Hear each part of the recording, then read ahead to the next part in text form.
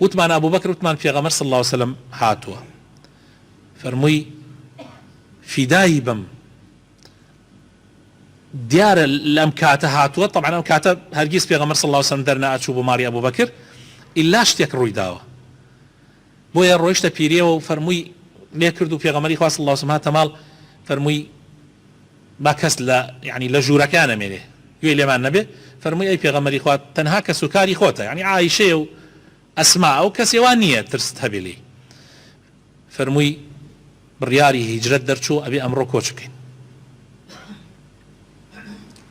أفرمي أبو بكر فرموي هاوريت يكي أي في غمر إخوة يعني منيش أبن بهاوريت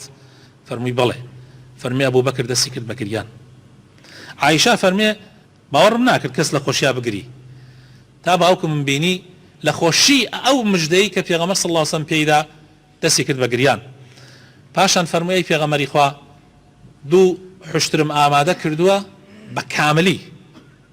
يعني خو ئەو ئەبوو بەکر نەشێزانی ئەبێ بە هاوڕێی پێغەمبەری خوا صلی الله عليه وسلم بەڵام استعدادی کاملی وەرگرتە بوو. پێغەمبەری خوا صلی الله عليه وسلم فەرمووی بەو مەرجە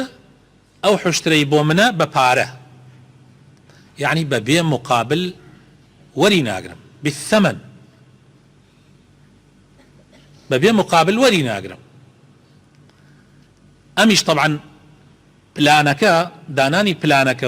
أو كلمش بتايبتي پند و ئامۆژگاری زۆری تایە بۆ ئێمە مسلمان.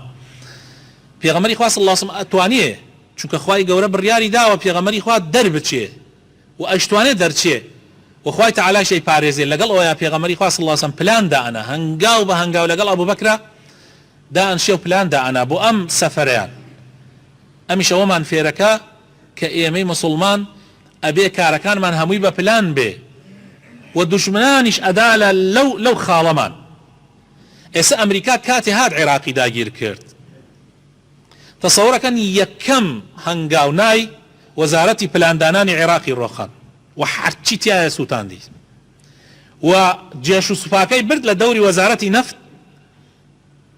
وەزارەتی نەفتی پاراست چونکە ئەیزانی چیەکات. دوژمنان دایمەن ئاوان خۆشەویستەکانم پلان زۆر گرنگە. ئینسانی مسلمانی عاقڵ ئەبێ پلان دانا بۆ هەموو کاروبارەکانی ژیانی.